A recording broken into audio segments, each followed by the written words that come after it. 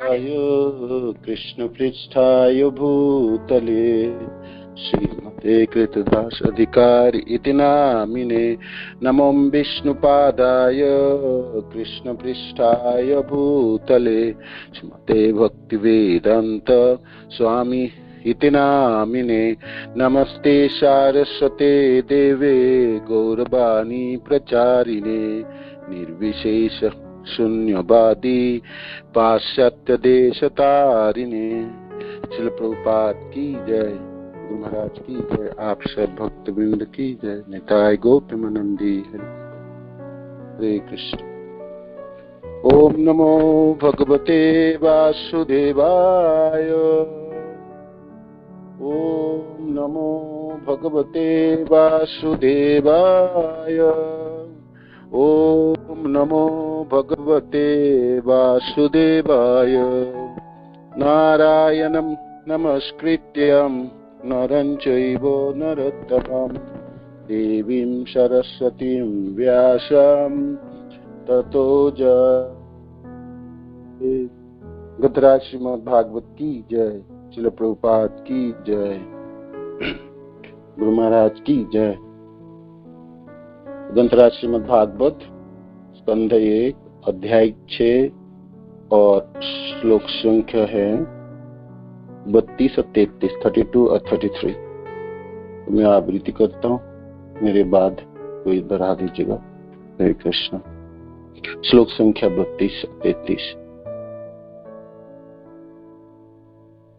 देवदत्तम इमं वीणं सरब्रह्म विभूषितां मूर्छयित्वा हरि कथां गायमान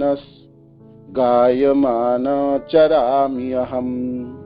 देवदत्त्यम् इमं वीणां सरब्रह्म विभूषितां मूर्छयित्वा हरि कथां गायमान चरामि अहम्।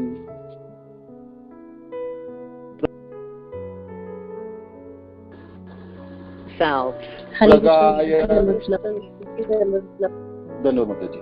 या करिए अभी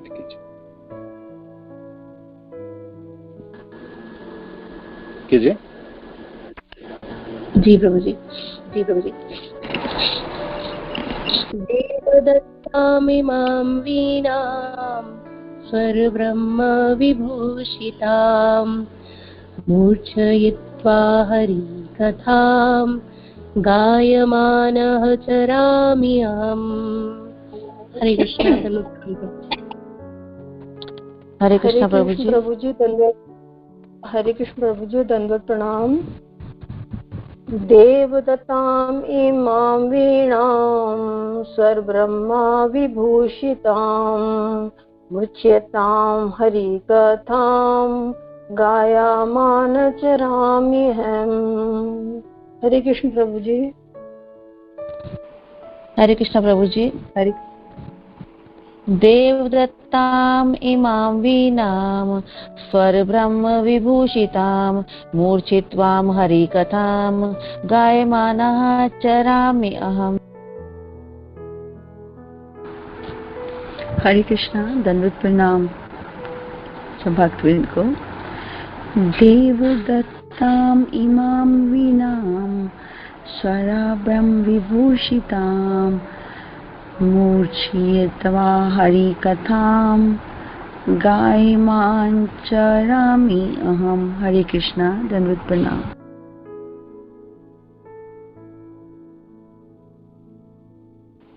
हरे कृष्ण। हरे कृष्ण।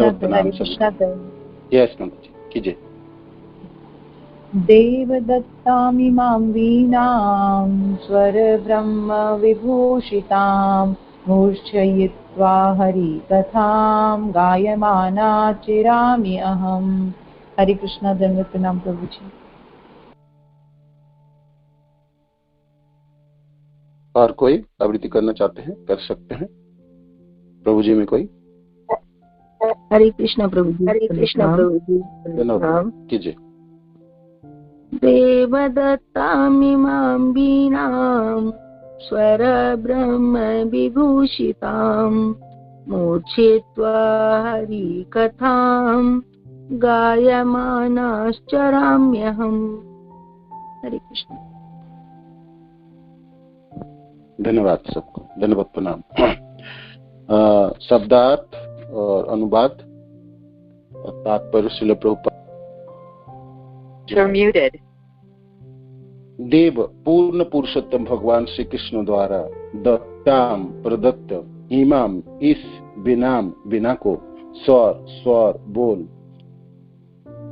विभूषिताम अलंकृत मूर्छयित्वा स्पंदन करती हरि कथाम दिव्य संदेशों का गायमान निरंतर गाते हुए चरामी विचरण करता हूँ अहम मैं। अनुवाद। और इस तरह में भगवान की महिमा के दिव्य संदेशों का निरंतर गायन करते हुए और इस बिना को झंकृत करते हुए विचरण करता रहता हूँ, जो दिव्य ध्वनि से पूरित है और जिसे भगवान कृष्ण ने मुझे दिया था। तात्पर्य श्रील प्रभुपाद द्वारा श्रील प्रभुपाद की जय। लिंग पुराणों में नारद को भगवान कृष्ण द्वारा प्रदत्त तार युक्त वाद्य यंत्र वीणा का वर्णन दिया गया है और इसकी पुष्टि श्रील जीव गोस्वामी द्वारा की गई है। यह दिव्य वाद्य भगवान श्री कृष्ण तथा नारद जी से अभिन्न है, क्योंकि इस सभी एक ही दिव्य कोटि के हैं। इस वाद्य द्वारा झंकृत ध्वनि कभी भौतिक नहीं हो सकती। अतएव नारद के इस वाद्य द्वारा प्रसारित महिमा तथा लीलाओं भी दिव्य हैं। उनमें भौतिकता का जरा भी उन्माद नहीं है।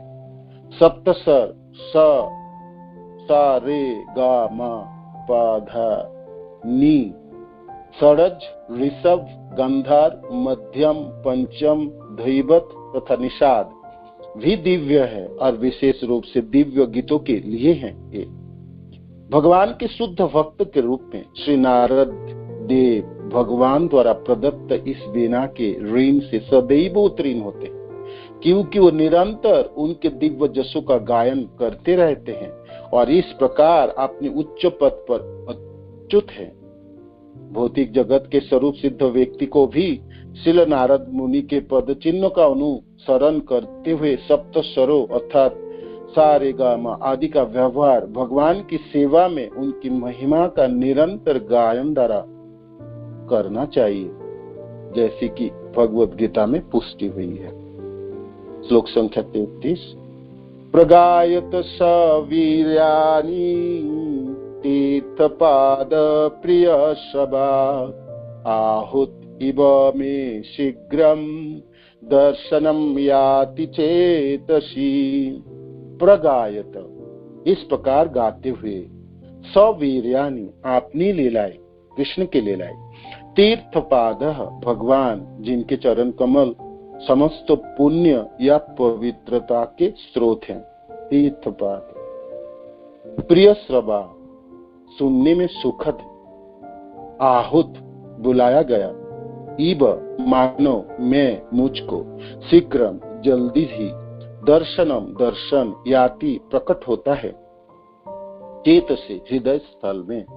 अनुवाद। जीव में भगवान श्री कृष्ण की सुमधुर महिमा की पवित्र लीलाओं का कीर्तन करना प्रारंभ करता हूँ, यूं वे मेरे हृदय स्थल में प्रकट हो जाते हैं, मानो उनको बुलाया गया है। तात्पर्य। परम पूर्ण भगवान अपने दिव्य नाम रूप लीलाओं तथा उनकी शब्द ध्वनियों से भिन्न नहीं है। जिहु शुद्ध भक्त उनके नाम रूप तथा लीलाओं का श्रवण कीर्तन तथा स्मरण करते हुए शुद्ध भक्ति में लग जाता है, त्यों भगवान आध्यात्मिक दृष्टपटल तथा टेलीविजन के द्वारा शुद्ध भक्त के हृदय रूपी दर्पण पर अपना प्रतिबिंब उसकी दिव्य आंखों के सामने दिखलाते हैं। अतएव शुद्ध भक्त जो भगवान से दिव्य प्रेमाभक्ति के कारण जुड़ा रहता है, प्रतिक्षण भगवान की उपस्थिति का अनुभव कर सकता है। प्रतिक्षण भगवान की उपस्थिति का अनुभव कर सकता है। यह सहज मनोविज्ञान है कि प्रत्येक व्यक्ति दूसरे व्यक्ति के मुख से अपने जसों का वर्णन सुनकर आनंदित होना पसंद करता है। यह सहज स्वभाव है। और भगवान भी अन्य की भांति एक व्यक्तित्व होने के कारण इस मनोविज्ञान से अलग नहीं है, क्योंकि हर व्यक्तिगत आत्मा में पाए जाने वाले मनोवैज्ञानिक लक्षण परम भगवान के उसी मनोविज्ञान के प्रतिबिंब ही है। अंतर केवल इतना है कि भगवान सर्वश्रेष्ठ पुरुष है और अपने समस्त कार्य में वो अलौकिक है। अतः यदि शुद्ध भक्त द्वारा अपने जसों के गायन से भगवान आकृष्ट होते हैं तो इसमें कोई विस्मय नहीं होनी चाहिए, क्योंकि वो परम पूर्ण है। अतः वे अपने महिमा गायन से प्रकट हो सकते हैं और ये दोनों बातें एक है। श्रील नारद भगवान की महिमा का कीर्तन किसी निजी लाभ के लिए नहीं अपितु इसलिए करते हैं क्योंकि यह भिन्न होता है। नारद मुनि अपने दिव्य कीर्तनों से भगवान के समक्ष पहुंच पाते हैं। नारद मुनि अपने दिव्य कीर्तनों से भगवान के समक्ष पहुंच पाते हैं। अद्भुत सुंदरता। श्रील प्रभुपाद की जय। अमज्ञानतिमिरन्धस्य ज्ञानाञ्जनशलाकया चक्षुरुन्मीलितं येन तस्मै श्रीगुरुवे नमः। श्रीचैतन्यमनोभीष्टं स्थापितं येन भूतले स्वयं रूपकदा मह्यं ददाति सपदान्तिकम्। वन्देऽहं श्रीगुरो श्रीयूथपदकमलं श्रीगुरुन् वैष्णवांश्च। श्रीरूपं साग्रजातं सहगण रघुनाथान्वितं तं सजीवम् साद्वैतं सावधूतं परिजनसहितं कृष्णचैतन्यदेवम्। श्री राधा कृष्ण पादान् सहगण ललिता श्री विशाखान्वितमांश्च। हे कृष्ण करुणा सिंधु दीनबन्धो जगत्पते गोपेश गोपिका कान्त राधाकान्त नमोस्तुते। तप्त कांचन गौरांगी राधे वृंदावनेश्वरी विश्वभानुसुते देवी प्रणमामि हरिप्रिये। वाञ्छाकल्पतरुभ्यश्च कृपा सिन्धु वैव च पतितानां पावनेभ्यो वैष्णवेभ्यो नमो नमः। श्री कृष्ण चैतन्य प्रभु नित्यानंद श्री अद्वैत गदाधर शिवासादि गौर भक्त वृंद। हरे कृष्णा कृष्णा कृष्णा हरे हरे, हरे राम राम राम हरे हरे। श्रील प्रभुपाद की जय, गुरुदेव की जय, आप सब भक्तवृंद की जय। तो आप सब मिलकर आशीर्वाद दीजिएगा। ये दोनों श्लोक भागवत की मैं कुछ सेवा कर पाऊं। हरे कृष्ण। नारद जी नारदत्व प्राप्त कर लिए। दासी पुत्र के रूप में जीवन शुरुआत किए थे। भाग्य की जाग उठी, माँ के साथ साधु की सेवा प्राप्त कर ली। 5 सालों की उम्र में झुटन खाई और उन सब साधु वेदांती भक्तजनों की श्रीमुख से भगवान की कथा की श्रवण की, भगवान की रूप गुण लीलाओं की श्रवण से भगवान की में मन कैसे लगाया जाता है, कैसे भगवान के रूप में और गुणों में लीलाओं में ध्यानस्थ होना जाता है, वो उस वेदांतियों से सीख लिए थे तथा दीक्षा तथा प्रबुद्ध हो गए थे नारद। माँ के देहांत के बाद 5 वर्ष के बालक, अब भौतिक संसार में कोई रहे नहीं तो बंधन छूट गई।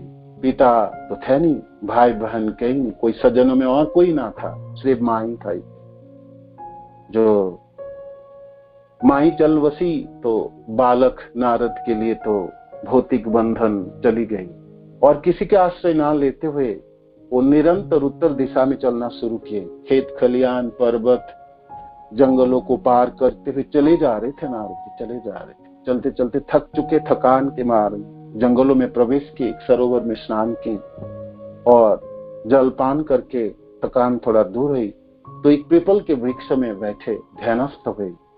वो ध्यान जो उन्होंने अपने साधु जनों से, आश्रम से सीखे थे, भगवान के चरणों में अपने को ध्यान लगाए, हृदय में भगवान के चरणों में, भगवान के गुणों में, भगवान के बारे में जो श्रवण किए थे उस रूप को धारण करते हुए ध्यानस्थ होने के लिए प्रयत्न हो गया। सारी इंद्रियों की अंतर्मुखी करके वो बालक नारद के जो बालक के रूप में है तो ध्यानस्थ होने के लिए प्रयत्न किए और ऐसा किए तो भगवान कृष्ण करुणावश हृदय में जागृत हो गए, प्रकट हो गए हृदय कमल में नारद जी के, और भगवान को दर्शन करके आनंद पुलकित हो गए, आंखों में अश्रु बहने लगे और सोचे क्या करें, है ना। जब प्राप्ति हो जाए, कृष्ण के दर्शन हो जाए, हृदय में हो, आंखों के सामने हो, किसी भी जगह पे हो, कृष्ण तो कृष्ण है, कृष्ण तो कृष्ण है, अपने पूरे रूप गुण और लीलाओं के साथ विराजमान है। अद्भुत अलौकिक पुरुष है कृष्ण, अद्भुत सुंदर है।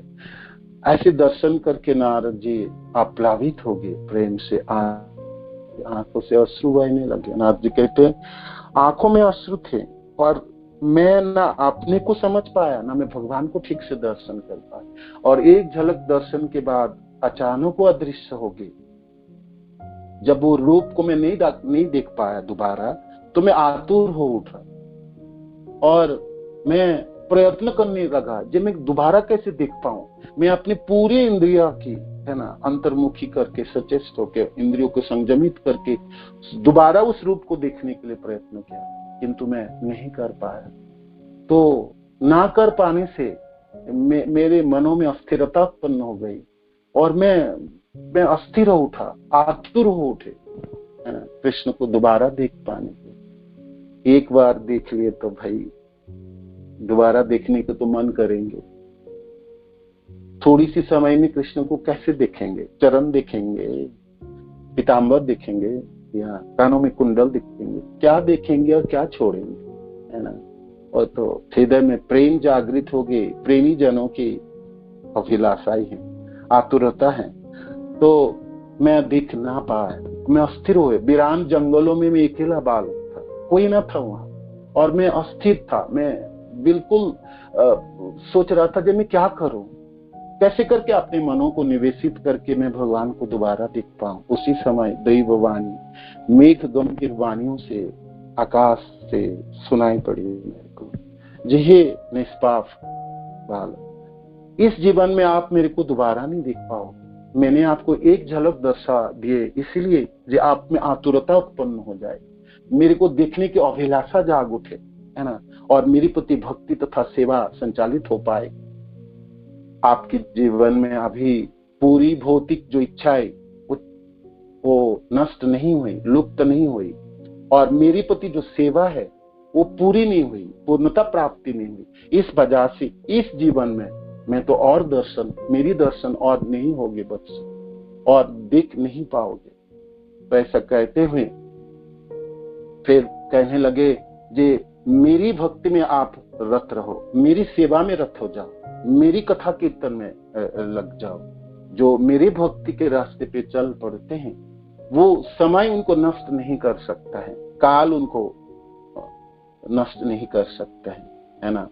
और मेरी कृपा से मेरी याद रहेगी आप में, है ना। आप तुम कर पाओगे, मेरे को याद कर पाओगे और मेरी सेवा में और मेरी भक्ति में लग पाओगे। ऐसे कहते हुए वो वाणी स्तब्ध हो गए। तब मैं देख तो नहीं पा रहा था, तो उधार की तरफ में प्रणाम करते दंडवत किया और अपनी कृतज्ञता ज्ञापन किया, जी हे प्रभु, हे स्वामी, आपने मेरे को दर्शन दिए और आपने मेरे को दिग दर्शन करा है। तो बाकी जीवन में भगवान की कथा कीर्तनों में रहा, है ना। निरंतर में भ्रमण करते हुए कृष्ण की कथाओं में सुनने में लग गया, उनकी जसोगान गाने में लग गया, कीर्तन करने में लग गया। एक मुहूर्त में मैं अपने समय भौतिक संसारों की किसी चीजों में नहीं लगाता था, निरंतर मैं विचरण करता था और कृष्ण के दिव्य जसोगान लीलाओं के वर्णन करता था। सिन्वताम शकथा कृष्ण पूर्ण श्रवण कीर्तन हृदय अंतस्थ भद्राणी विधु नति सुहित्सता।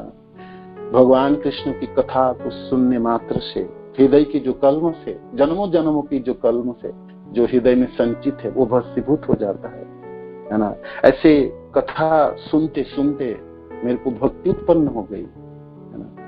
भगवान में सेवा में रत हो गई, मेरा मन, मेरा इंद्रिया, मेरे सब कुछ लग गई। तथा सुजातया भक्त्या श्रवण शिन्वताम घृणताम वीर्याणि उदामानि हरे मुहुः। यथा सुजातया भक्त्या शुद्धयेत न आत्मा व्रता देवी। नाम महिमा अजामिल की कथा के उपाख्यान के उपरांत सुखदेव गोस्वामी कहते हैं, जब भगवान की कथाओं के श्रवण के माध्यम से भक्ति अच्छी तरह से उत्पन्न हो जाता है। सुजातया भक्त्या, और किसी चीजों से भक्ति उतनी अच्छी तरह से पल्लवायित नहीं हो सकती जितनी कथा श्रवण के माध्यम से। कृष्ण की कथा की श्रवण हम करें तो हृदय की कलमश नष्ट हो जाती है, हृदय में प्रेम भर उठती है, कथा में वो शक्ति है। यथा सुजातया भक्त उदामानि हरे मुहुः, और सारे पापों को भस्मीभूत कर जला देता है। इस कथा की श्रवण भक्ति उत्पन्न करा देता है। व्रत आदि बाकी कार्यों से आत्मा की शुद्धि नहीं हो सकती जितनी शुद्धि कथा श्रवणों के माध्यम से हो सकती है, जसो गानों से हो सकती, कीर्तनों से हो सकती है। श्रवन्ति गायन्ति घृणन्ति अभीक्षण स्मरन्ति नन्दन्ति तभिता जन तैव पश्यन्ति अचिरेण तावकं भव प्रभाव परमं पदामृतम्। कथा सुनते सुनते, कीर्तन करते करते, स्मरण करते करते, है ना, भव प्रभाव रुक जाता है, जीवन के प्रभाव रुक जाए, जन्म मृत्यु जरा विधि रुक जाए, कृष्ण की चरण प्राप्ति हो जाए, कृष्ण की चरण प्राप्ति हो। और मैंने ऐसे ही करना शुरू कर दिया, ऐसे ही करना शुरू कर दिया। सिन्वन सुभद्रानि रथांगपानि जन्मानि कर्माणि च यानि लोके गीतानि नामानि तदर्थकानि गायेन विलज्जा विचरेत असंग। सिन्वन सुभद्रानि, उस कृष्ण की कथाओं को मैं श्रवण करता था जिसके हाथ में रथ के पहिया है या जिसके हाथों में रथ की चिन्ह है, और मैं निरंतर गाता हुआ चलता है। जो ऐसे गाते हैं और बिलज विचरित असंग, एक भक्त को, एक साधकों को भगवान के जसो गानों को निरंतर गाते रहना चाहिए और भ्रमण करना चाहिए और लज्जा छोड़ के गाना चाहिए। भगवान की गुणगान करते समय मानो कि गले में आवाज में नहीं, सर ना भी हो और भगवान ने ना भी दिए तो भगवान के निरंतर गुणगान और निर्लज्ज होके, है ना, भ्रमण करनी चाहिए। प्रबुद्ध जी नवजोगेंद्र ने जब निमि महाराज के स्वभाव में इस श्लोक को वर्णन कर रहे थे तो उसी की दिशाओं में नारद जी कहें, मैं पूरे जीवन इसी में लगाया मैंने, है ना, भगवान के कीर्तन करता रहा और करते करते एक दिन वो शरीर, पंचभूतों के बना शरीर छूट गई, है ना, छूट गई और मैंने तत्क्षणात आध्यात्मिक जीवन प्राप्ति हो गई। उपमा के तौर पे भागवत में वर्णन है, जैसे बिजली गिरती है तो उसके चमकपना तुरंत दिखाई पड़ती है ना। तो ऐसी मैं भौतिक मेरा शरीर को छोड़ा और मैं आध्यात्मिक शरीर प्राप्त हो गया, है ना। सच्चिद आनंदमय भगवान की पार्षदत्व प्राप्त और चिदानंदमय दिव्य शरीर मेरा प्राप्त, है ना, जो भौतिक गुणों से रहित है, जो शाश्वत है और जो कर्म फलों से बाधित नहीं है। इस तीनों चीजों से ऊपर है भगवान के पार्षद के शरीरों की विग्रह, वो प्राप्त होगी, है ना। जब उस जीवन में भी मैं भगवान की कथा कीर्तन करता था और जब प्राप्त हो गया तब भी कथा कीर्तन में महात्मानस्तु माम पार्थम दैवीं प्रकृतिमाश्रिता। जो भक्त, शुद्ध भक्त, जो भगवान महात्मा जन इस संसार में भी जब ही रहते हैं, हालांकि वो गुणों के, इस संसार तीनों गुणों के अधीन है, माया की चपेट में है, किंतु यहाँ रहते हुए भी वो कथा कीर्तन में रहते हैं। तो पंचभूत शरीर में भी वो शरीर से दूर रहते हैं, है ना, कलमश से दूर रहते हैं, भगवान की कथा कीर्तनों में निरंतर रहते हैं, है ना, हर पल कृष्ण भावित रहते हैं, एक मुहूर्त भी नष्ट नहीं होता। ऐसी जीवन को ढालते हैं, ऐसी संचालित करते हैं अपने जीवन की यात्राओं को, एक मुहूर्त भी नष्ट नहीं होता। जैसे शिल प्रभुपाद को देखिए, शिल प्रभुपाद के शिष्य जनों को देखिए, हमारे गुरुदेव को देखिए, एक पल नहीं होते।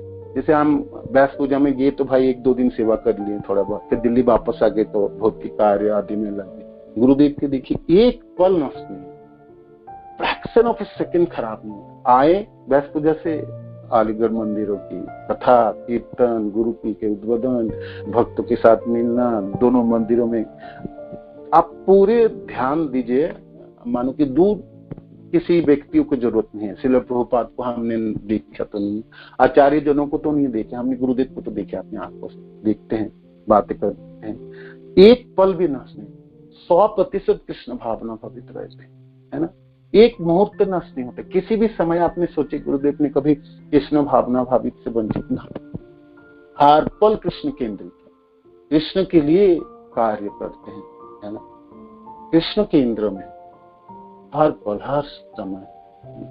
तो नारद जी कह रहे हैं, मैं ऐसे करता हुआ चला जा रहा था, भौतिक संसार छूट गई, पार्षदत्व प्राप्त हो गया, है ना, कथा कीर्तन में लग गया। अब जब ब्रह्मा जी के कल्प, ब्रह्मा जी के दिन अवसान हुई तो सारे भगवान के गौ भर में समान, और जब ब्रह्मा के दूसरे दिन शुरू हुई, 430 करोड़ सालों की है ना दिन है ना, तो जब दूसरा दिन शुरू है तो मैं मरीचि और त्रि आदि बड़े बड़े ऋषियों के साथ मैं भी निकल आया, ये शरीर, उसी शरीर से जो मेरा दिव्य शरीर था, है ना, और अब मैं तीनों लोकों में भ्रमण कर सकता, कोई मेरे को नहीं रोक सकता, है ना, कहीं भी मैं जा सकता हूं और भगवान की गुणगान करता हूं, कीर्तन करता हूं, जसगान करता हूं, है ना, अंतरिक्ष में जा सकते हैं, एक लोक से दूसरे लोकों में जा सकते हैं, है ना,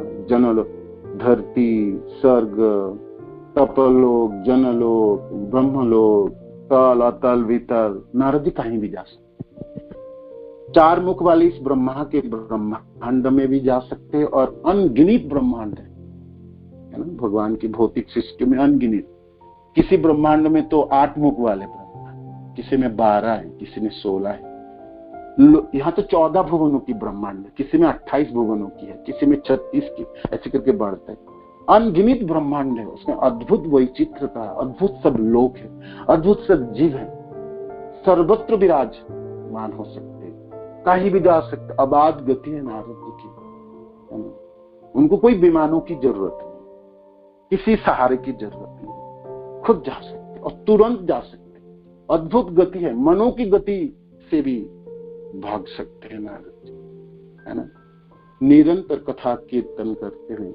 तो यहाँ नारद जी वर्णन करते हैं, मेरे को बिना प्राप्ति, एक बिना जंत्र मिले, और भगवान कृष्ण ने मेरे को दिए, उसमें झंकार, उसमें उसको बज, भगवान की गुणगान करते हुए मैं भ्रमण करता हूं, है ना। आज के श्लोक है जहां से वर्णन होती है।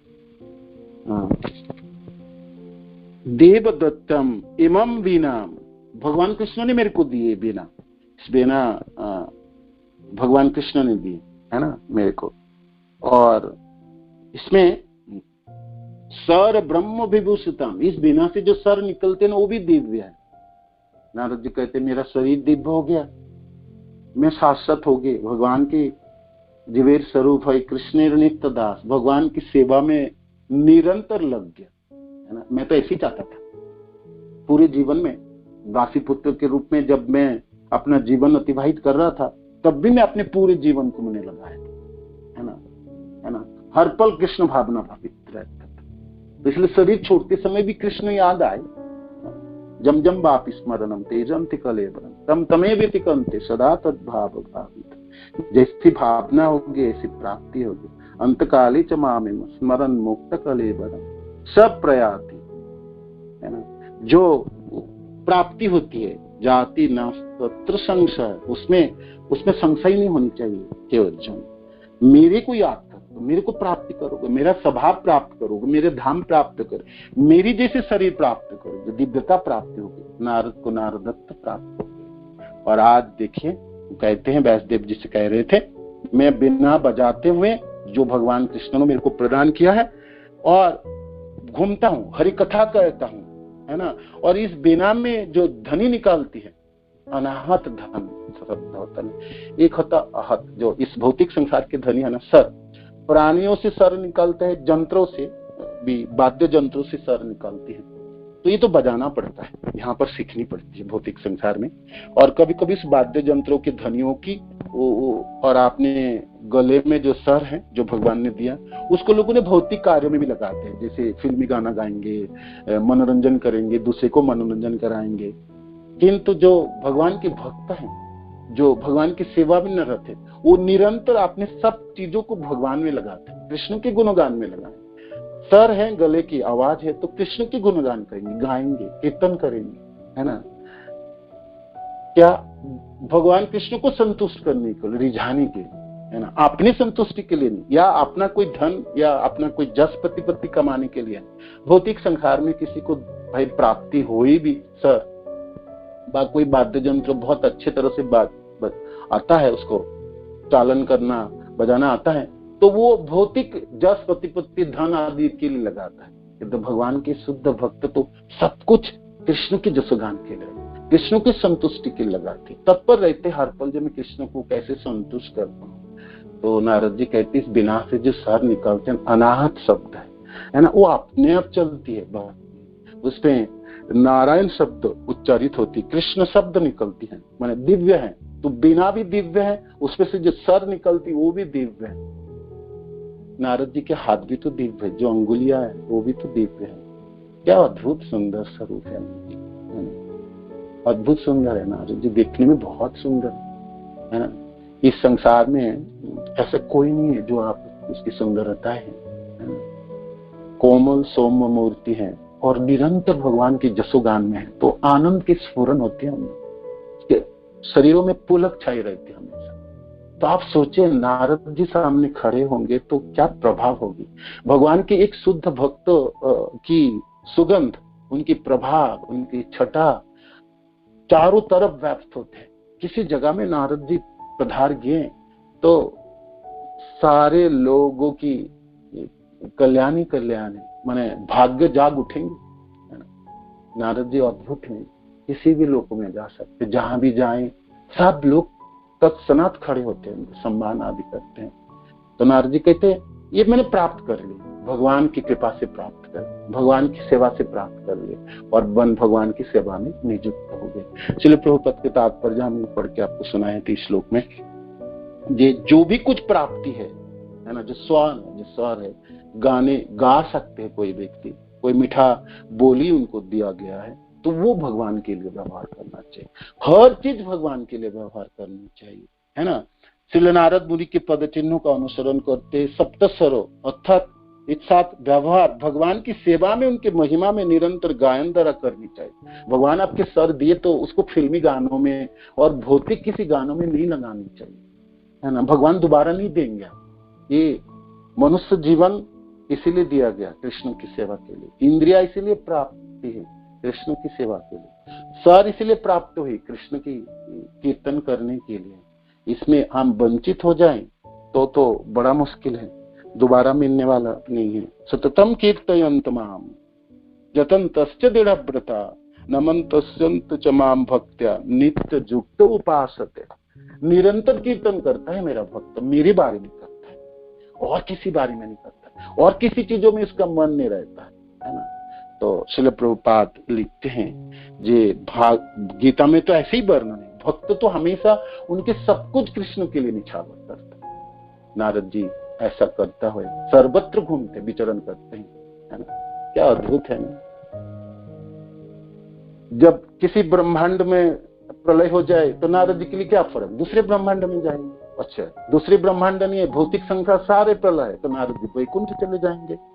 वैकुंठ आध्यात्मिक जगत तो कभी भी प्रलय नहीं होने वाला है, इसलिए नारद जी को कभी पीड़ा होने वाला नहीं, और नारद जी कभी बूढ़े नहीं होंगे। हम नहीं लेना पड़ेगा, हमेशा अपने साथ साथ सनातन शरीरों में सेवा प्राप्त करते हैं। भगवान जहां जहां जाएंगे लीला करने, उनके साथ होंगे, भगवान के लीला कार्यों की संपादन करने में सहायता करेंगे, भगवान की गुणगान करेंगे, इसी कार्य में रत है। सबसे बड़े प्रचारक है नारद जी, सबसे ज्यादा शिष्य उनके, और ऐसा नहीं है हो चुके हैं, होने वाला है, अभी है और आने वाले दिनों में और होने वाला है ना, कि नारद जी तो यही करेंगे। ब्रह्मा की इस दिनों में ये कल्प जब समाप्त हो जाएंगे, दूसरे कल्प ब्रह्मा शुरुआत करेंगे और शुरू करेंगे। फिर ब्रह्मा जी ऐसे 100 साल तक जीते। ब्रह्मा जी के छूटने के बाद विरिंची जो ब्रह्मा इस ब्रह्मांड के, इसके बाद फिर ब्रह्मा आएंगे, तो नारद जी की सेवा कभी भी समाप्त नहीं है ना, और नारद जी के आनंद कभी भी जाएंगे, कभी ऐसा कोई समय नहीं होगी जो नारद जी भाई अपने स्थान से च्युत हो जाएंगे, अपनी सेवा से च्युत हो जाएंगे। पूरी परमानेंट नौकरी है एकदम, भगवान कृष्ण की सेवा में पूरा है ना, नौकरी कोई छुड़ाने वाला नहीं, किसी को अधिकार नहीं है नारद जी को कहें आपको तो भगवान के नाम जपने नहीं देता हूं, बंद करता हूं, आपको विचरण करने नहीं देता हूं, आपको आने नहीं दूंगा, ऐसा कोई नहीं कह सकता है, कोई नहीं कह सकता। किसी में इतनी साहस नहीं है, शक्ति नहीं है, स्पर्धा नहीं होगी, नारद जी को कोई रोक के दिखा। भक्ति की अद्भुत शक्ति है, क्या प्राप्ति है नारद, है ना। आगे के श्लोक में नारद जी कहते हैं प्रगायतम सवीर्यानि, भगवान की कथा को गाते हुए मैं विचरण करता हूँ। तीर्थपाद प्रिय सभा, भगवान तीर्थपाद है ना, भगवान कृष्ण की चरण कमल समस्त पुण्य या पवित्रता के स्रोत है, सब कुछ पुण्यता प्राप्ति कराता है कृष्ण, कृष्ण के नाम, कृष्ण के रूप गुण लीला स्मरण करने मात्र से, है ना। तो कृष्ण की चरणों से समस्त तीर्थ उत्पन्न होते, सारे तीर्थ तो चरणों में है, कृष्ण की है, इसलिए तीर्थ पाद, और उसी तीर्थ पाद उसी भगवान कृष्ण के ना मैं गुणगान करता हूँ, कीर्तन करता हूँ, जसगान करता हूँ, जो प्रिय सभा, जो बहुत सुनने में सुखद है, आनंद देने वाला, और किसी के लोक में लोगों को आनंद देने वाला, ऐसा नहीं धरती के लोगों को आनंद देने वाला। नारद जी जाके बिना बजाएंगे और भगवान की कीर्तन करेंगे, ब्रह्म लोक के, ब्रह्म लोक में रहने वाले ब्रह्मवासी भी आनंदित होते हैं, वैकुंठ लोक के लोग आनंदित होते हैं, गोलोक के लोग आनंदित होते हैं, है ना। सर्वत्र विचरण है नारद जी। नारद जी जैसे हम लोग छोटे मोटे प्रचारक एक छोटी सी जगह में करते हैं, श्रील प्रभुपाद के शिष्य जन इंटरनेशनल प्रीचर है ना, नारद जी ब्रह्मांड में पूरे ब्रह्मांड की प्रचार है ना, अंतर वही सर्वत्र विराज जा सकते हैं, आकाश मार्ग में होगी, किसी भी लोगों में पहुंच सकते हैं, कोई उनको इन्विटेशन की जरूरत नहीं है, और ना कोई उनको रोके, जी भाई आपको तो निमंत्रण किया ही गया ना, आप क्यों आगे, कोई नहीं रोक सकता है। और नारद जी किसी जगह में पधारे तो बाकी सब लोग सब कुछ काम काज छोड़ के नारद जी क्या कहते हैं वो सुनेंगे, कैसे कीर्तन करते हैं, लालायित रहते हैं, ब्रह्मा जी लालायित रहते हैं, भगवान शिव लालायित रहते हैं, अनंत भगवान वे लालायित रहते हैं, लक्ष्मी जी सब लालायित रहते हैं, हर जगत की हर लोगों के लोग लालायित होते हैं भगवान नारद जी से सुनने से, है ना। इसलिए गुरु आचार्यों के रूप में नारद जी के सब एक से एक महान भक्त है, ध्रुव महाराज, प्रहलाद महाराज, प्रेमी जनों की गुरु है ये सब नारद जी। और नारद जी से नारद भक्ति सूत्र कहो, और बाकी जितनी बिना आदियों की, है ना, जितने सूर आदियों की भी पूजा नारद जी द्वारा ही प्रवर्तित होती है। तो नारद जी कहते हैं मैं भगवान की कथाओं को वर्णन करता हूँ, सुनाता, कीर्तन करता हूँ, जो सबके लिए सुखद है, मैं भी खूब आनंदित होता हूँ। मैं वर्णन करके जैसे कृष्ण कथा सुना के वक्ता भी आनंदित होते हैं, श्रोता भी आनंदित होते हैं, सबों को कल्याण होते हैं, सबों को लाभ प्राप्त होते हैं। आहुत इव में शीघ्रम, और जब मैं गाता हूँ ना तो भगवान मेरे हृदय में प्रकट हो जाते हैं, मानो कि जैसे मैंने बुलाया उनको, मेरे को बुलाने की जरूरत ही नहीं है, मैं गाना शुरू करता हूँ भगवान तुरंत मेरा हृदय में प्रकट साथ, ना हम तृष्टामि वैकुंठे योगिनां हृदयेषु वः यत्र गायन्ति मद्भक्ता तत्र तिष्ठामि नारद। भगवान तो कहते हैं नारद, मैं तो वैकुंठ में नहीं रहता, ना मैं योगी जनों के हृदय में, जहां मेरा भक्त गाता है ना वहां मैं प्रकट हो जाता हूँ। नारद जी की बात तो सच है। कहते जब भी मैं बिना में झंकार देता हूँ, जब भी मैं अपने करताल में हाथों में बजा के मैं अपना भाई गाने के लिए शुरुआत करता हूं, तब सनात भगवान मेरे हृदय में प्रकट हो जाता है। तो कैसा प्रेम होगी ना, कैसी बुलावा होगी ना। सोचिए, तो सारे दिव्य है ना, सब कुछ दिव्यता प्राप्त हो, बिना दिव्य होगी, उसमें से सर दिव्य हो गई, नारद जी के वर्णन दिव्यता है ना, कृष्ण कथा दिव्य है ना, सब कुछ, सब इंद्रिया दिव्य हो गए ना। अथ श्री कृष्ण नाम आदि ना भवेद ग्राह्यम इंद्रिय। भगवान कृष्ण के नाम गुण रूप लीला ये दिव्य है, इसको जड़ इंद्रियों से आप धारण नहीं कर सकते। इसलिए संसार में हमने कृष्ण के रूप या कृष्ण के गुण कभी कभी अच्छा लगता है, कभी ठीक है चलेंगे कृष्ण ठीक है, आप बहुत दिखने में बहुत सुंदर है, तो हमारे लिए क्या है, हमारे जड़ इंद्रिया है। कभी कभी कृपा हो जाए, थोड़ी सी सेवा हो जाए, गुरुदेव की कृपा हो जाए, थोड़ी मन लग जाए है ना, रूप में लग जाएंगे, कथा में लग जाएंगे, कीर्तनों में लग जाएंगे। कभी तो बिल्कुल नहीं लगता ही नहीं, किंतु सेवा नहीं है, माने जड़ता है ना इंद्रियों में। अथ श्री कृष्ण नाम आदि ना भवेद ग्राह्यम इंद्रिय।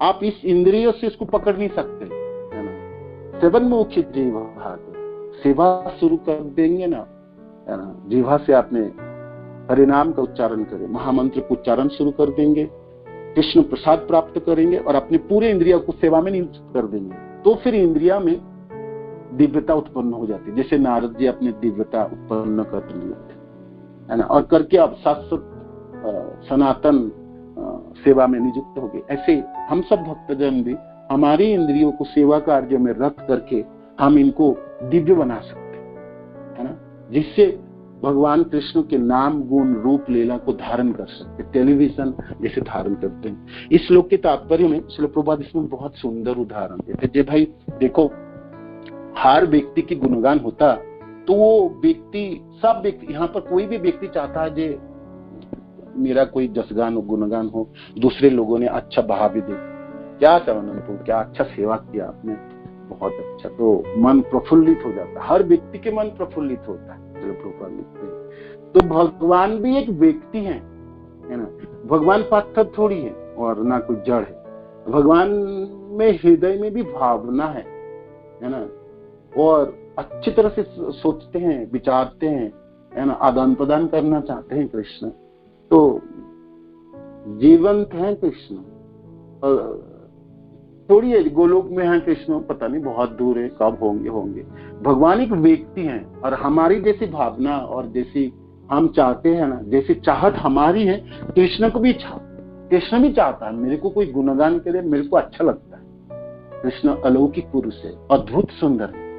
तो कोई भी व्यक्ति, कोई भी साधक जब कृष्ण के बारे में कहते, कृष्ण क्या सुंदर व्यक्ति है, क्या आपके पीताम्बर है, क्या भंगिमाएं है, होठों में क्या मुस्कान है, गले में आपकी मालाएं कितनी सुंदर है, तो भगवान तुरंत ध्यान देते हैं, ओहो ये तो मेरे बारे में वर्णन हो रही। जैसे इस संसार में आपके बारे में कहाँ वर्णन हो, कोई लोगों ने बात करे तो हमारा कान उधर ही रहता, जी मेरे बारे में बात हो रही, मेरी बात हो। तो एक मनोविज्ञान है, श्रील प्रभुपाद लिखते हैं, ये एक स्थिति है मनों की। तो भगवान की वही स्थिति है ना। भगवान की गुणगान करके भगवान को आकृष्ट किया जा सकता है, भगवान को बुलाया जा सकता है। और जब प्रेमी जन जब अपनी इंद्रिय तृप्ति के लिए नहीं, अपने जस प्रतिपत्ति के लिए नहीं, भगवान की संतुष्टि के लिए बुलाते आए, तब तो भगवान और ज्यादा आकृष्ट हो, और ज्यादा आकृष्ट हो। ये तात्पर्य में एक वर्णन हुई है, ठीक है। तो ये दोनों श्लोक और इस दोनों श्लोकों की थोड़ी सी तात्पर्य जो श्रील प्रभुपाद अद्भुत सुंदर वर्णन किया, आप सब इसको पढ़ाई कीजिए और हृदयंगम करने की प्रयत्न कीजिए। आगे की और वर्णन होगी, आगे के वक्त आपको बताएंगे, नारद जी की भावना होगी, नारदत्व प्राप्ति की बात चली। नारद जी ने सुंदर सेवा में रत हो गया और कहते अविच्छिन्न सेवा में रत हो गया। मेरा सेवा कभी छूटेगी नहीं, विच्छिन्न, 1-2 दिन की सेवा नहीं, निरंतर सेवा में रत हो गया। Full time devotee. हम कहते हैं ना, जैसे हम कहते हैं ना, आप पूछते ना प्रभु जी आप फुल टाइम हो? फुल टाइम माने 24 घंटे ही सेवा में। नारद जी 24 घंटा ही सेवा में, है ना। ब्रह्मा जी के दिनों में सेवा में, रात्रि में भी सेवा में, हर समय ऐसा नहीं है। नारद जी को ब्रह्मा की जब रात होगी, जब सृष्टि कार्य जो इस ब्रह्मांड के रूप जलते हैं, ऐसा जरूरत नहीं नारद जी को वहां रहना। उनको दोबारा भगवान के गह्वर में समाने की जरूरत नहीं, दूसरे ब्रह्मांड में चले जाएंगे, वैकुंठ लोक चले जाएंगे। तो निरंतर सेवा, अविच्छिन्न, तेल धारावत, कभी सेवा छूटेगी नहीं, कभी नहीं, है ना। भक्ति की क्या शक्ति है देखिए, अपार शक्ति। भक्ति की बराबरी तो कोई ना कर सकता, कोई ना कर। तो थोड़ी सी समय है मेरे पास, तो चलिए आज थोड़ा भगवान की रूप की वर्णन करते हैं ना। तो नारद जी कह रहे थे ना, भगवान की कथा, भगवान में रूप में मेरा मन लग गया ना, तो निरंतर उसी में मैं रचा पचा। और जो भगवान की रूप गुण लीलाओं में रहते हैं ना, वो हमेशा आनंदित रहते हैं। तो जगन्नाथ जी आज वापस चले जाएंगे श्री मंदिरों में। स्नान वेदी की थोड़ी सी जगन्नाथ कथा कहते हैं, आज के दिन जगन्नाथ जी जा रहे हैं, तो जो भी थोड़ा बहुत समय, और फिर गुरुदेव की बुक्स पढ़ेंगे। तो स्नान यात्रा के दिन स्नान वेदी में भगवान की समस्त तीर्थों की जलों में अभिषेक होते हैं, भगवान को स्नान किया जाता है ना। जगन्नाथ, बलराम, सुभद्रा और सुदर्शन जी के। तो भाई स्नान कराया, खूब ज्यादा स्नान हुई तो शरीर में बीमारी माने बुखार आए, और साजबूझ बुखार आते हैं जगन्नाथ जी। जगन्नाथ जी इस कली युग में लिविंग गॉड है, माने आप ठीक अर्च विग्रह में है ही जीवन। तो भगवान के जो अर्च विग्रह भगवान ही है, तो तभी भी जगन्नाथ जी की अद्भुत करुणा और कृपा है, और अद्भुत इतनी लीलाएं हैं। आप जब सुनेंगे और आप तो आपको लगेंगे कि अद्भुत बात है ना, ये तो अलौकिक है, और आपको बहुत नजदीक लगता है, सहज लगता है ना। कृष्ण के साथ संबंधित होने में आपकी सहायता कराता है। तो क्योंकि कलियुग में भगवान त्रियुगी होते हैं, भगवान तीनों कलियुग में आते नहीं। चैतन्य महाप्रभु भी आए तो 6 अवतार में। तो कलियुग में ये जो दारू ब्रह्म है, जो जगन्नाथ के रूप में भगवान स्वयं विराजमान रहते हैं इस कलियुग में, पतित आत्माओं को अपना प्रेम दिखाने के लिए, अपने साथ संबंधित होने के लिए उत्साह देते हैं, है ना। और कैसे ना कैसे करके जगन्नाथ की लीलाओं को आप श्रवण करेंगे ना, आपको लगेंगे भगवान तो बहुत प्यारे हैं, और भाई हम भी कर सकते हैं प्यार, क्यों नहीं कर सकते, है ना। जगन्नाथ जी की करुणा अद्भुत है ना। जगन्नाथ जी की आंखों में ना पलक नहीं है, कभी आंख, जगन्नाथ जी सोते नहीं है, हमेशा दर्शन देते हैं। जैसे रात्रि के समय मंदिर के कपाट बंद भी हो जाए तो जगन्नाथ जी की बड़ी श्रृंगार होता है, मैंने बहुत अच्छी तरह से साजते वाजते हैं, है ना। फूलों की सज्जा होगी, अच्छे कपड़े होगी, सुगंध होंगे। अब बताओ भाई, कोई व्यक्ति सोने जाता है उस समय अच्छे कपड़ा थोड़ी पहनता है, उस समय तो हमने कोई लूज वस्त्र पहनेंगे थोड़ा बहुत, जिससे सोने में सहायता। और भगवान सोने के समय अच्छी तरह से, दिन में उतने सुंदर साज सज्जा नहीं होता जितने रात में बड़ी श्रृंगार करते हैं, क्योंकि रात्रि के समय भगवान दर्शन देंगे अपने देवता जनों को, हनुमान जी, विभीषण आदि अपने सब प्रेमी जनों के साथ देवता लोगों को दर्शन देंगे। तो निरंतर जगन्नाथ जी दर्शन देते हैं। राजा इंद्रदुम्न ने यही वर प्राप्त किया था ना, जगन्नाथ जी ने कहे आप वर प्राप्त मांगो मेरे से, आपकी अद्भुत सुंदर सेवाएं है ना, आपकी सेवा से मैं संतुष्ट, वर मांग लो, वर मांग लो। तो राजा इंद्रदुम्न राजा ने क्या वर मांगे? एक बार ये मांगी थी कि मैं निसंतान रहूं, मेरा पुत्र आदि ना हो। ये अद्भुत वर मैंने जांचना थी, है ना। और कहते निसंतान क्यों? तो निसंतान होने से क्या है? संतान होने से, परिवारजन होने से इस मंदिरों के विभाजन हो सकता है, आपकी सेवा में विघ्न हो सकता है, इसलिए मैं नहीं चाहता जो ये हो, है ना। हालांकि गुंडीचा उनकी पत्नी रोई तो भगवान ने तो फिर कहता कोई बात नहीं, आपकी संतान ना हो तो मैं तो आपकी संतान हूँ, हम दोनों भाई कृष्ण बलराम तथा जगन्नाथ और बलराम जी, तो हम दोनों आपके पुत्र हैं, हम दोनों को आप पुत्र के रूप में माने। तो गुंडीचा कहे जे भाई हम जब मर जाएंगे, शरीर छूट जाएंगे, श्राद्ध शांति कौन करेगा, जब पुत्र ही नहीं होगी, पुत्र ही तो कहते हम दोनों श्राद्ध करेंगे आपके। तो इसलिए भगवान आज भी श्राद्ध के समय जाते हैं ना, गुंडीचा जो कृष्ण बलराम बन के और श्राद्ध करते हैं, तो करुणा है कृष्ण की। तो दूसरी बात है जो आप हमेशा दर्शन देंगे, कभी भी दर्शन से वंचित नहीं करना, कोई भी आए कभी भी आए दर्शन होगी, है ना। तो जगन्नाथ जी कहते हाँ ठीक है, किंतु मेरे को खिलाते रहने पड़ेंगे। तो फिर भी जैसे जागते रहो, है ना, कुछ कुछ खिलाते रहोगे, प्रसाद मिलेगा मेरे को, तो फिर मैं जागता रहूंगा, लोगों को आशीर्वाद देते रहूंगा। तो जगन्नाथ जी हमेशा ही दर्शन देते हैं, पलक ही नहीं है तो आंख बंद कैसे करेंगे, इसलिए अपलक जगन्नाथ सबों के ऊपर करुणा विस्तार करते हैं, है ना। तो आज स्नान विधि से जब स्नान किए, अभी से कोई 15 दिन और अवसर रहे हैं, भगवान के शरीरों में ताप हुए, अद्भुत भगवान के शरीर गर्म हो जाते हैं, तो फिर कितनी गर्म हुई, उसकी मात्राओं से उनके सेवक जन दवाई देते हैं, जड़ी बूटियों से, सदियों से वो दवाई प्राप्ति होती है। और उस समय दरवाजा बंद हो जाते, लोग दर्शन नहीं कर सकते, अंदर रह के सेवक सेवा करते हैं और कहते हैं जो लक्ष्मी जी सेवा ग्रहण करते, जैसे माने कि पति की भाई कोई बीमार हुए तो सेवा कौन करेंगे, पत्नी करेंगे, है ना। पत्नी तब भार, देखो ये खाओगे, ये नहीं करोगे, वो नहीं करोगे, सो जाओ, होते है ना, डांट पड़ती है ना। तो स्वाभाविक है लक्ष्मी जी के अधीन में रहते हैं जगन्नाथ जी, सारे सेवा कार्य लक्ष्मी जी संचालित करती हैं भगवान को ठीक करने के लिए। और रथ यात्रा के पहले दिन ठीक हो जाते हैं, है ना, नेत्र उत्सव, जिस दिन सब लोग भगवान को दर्शन कर सकते हैं, नव यौवन, है ना। ऐसे तो भगवान हमेशा ही यौवनी है, माने सुंदर से, भगवान की सुंदरता कभी भी क्षुण्ण नहीं होता। तभी भी सब लोग दर्शन आके करते हैं। और दूसरे दिन रथ यात्रा है, तो आप सब जानते हैं रथों में चढ़ के नीलाचल रत्न वेदी से निकाल के भगवान गुंडीचा आते हैं, है ना, गुंडीचा आते हैं। तो रथों में कैसे करके आते हैं, क्या अद्भुत सुंदर है ना। जगन्नाथ जी को आप देखिएगा, टाटिया माने वो जो फूलों की श्रृंगार से जब जगन्नाथ जी को लाते हैं ना, उनके सेवक जन, एक तरफ रस्सी बंधा है, सिर में एक लकड़ी है, उसमें कपड़े हैं और रस्सी है, रस्सी से खींचते हैं, पीछे के लोग खींचते हैं, आगे के खींचेंगे और नचा नचा के लाते हैं। भगवान नाचना ही चाहते हैं, है ना।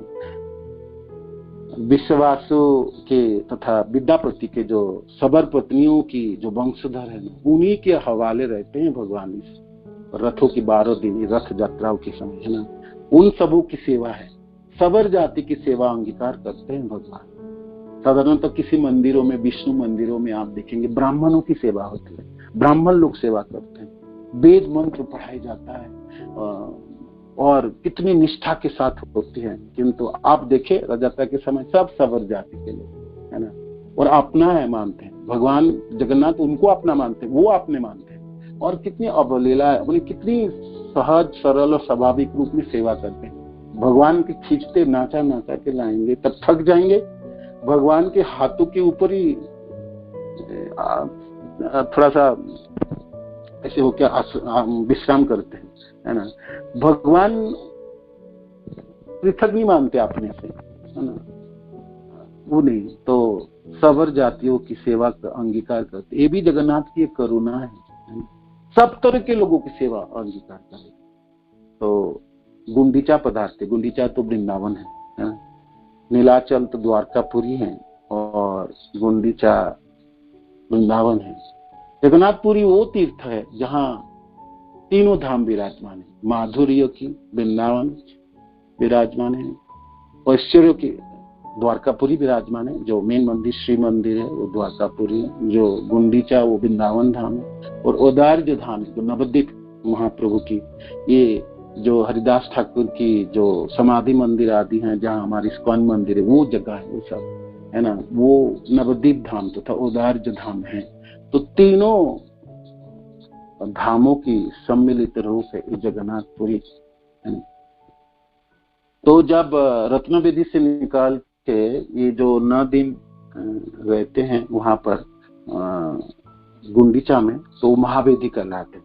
महावेदी में जब विराजमान है जगन्नाथ में, तो सब लोग कहते हैं आचार्य जन, जे श्री मंदिर में जगन्नाथ को दर्शन में जो फल है, 1000 गुना फल आप गुंडीचा मंदिरों में जगन्नाथ की दर्शन करेंगे, है ना।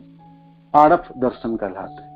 उस दर्शन के लिए सब लालायित रहते, सारे देवता लोग, इस ब्रह्मांड लोग के जिन्हें ऊर्ध्व लोग, सब मनुष्य के रूप धारण करके जगन्नाथ जी को दर्शन करने आते हैं। विशेष करके आड़फ दर्शन, माने जगन्नाथ जी अपने घरों में है, वृंदावन में, तथा गुंडीचा में वही जगन्नाथ जी के प्रकट है। तो भाई व्यक्ति घर में है तो सबसे ज्यादा कृपालु, मैंने कुछ भी मांगो तो आपको प्राप्ति हो जाएंगे, और सबसे सहज सरल रूप में रहते हैं, कोई आडंबर आदि नहीं है।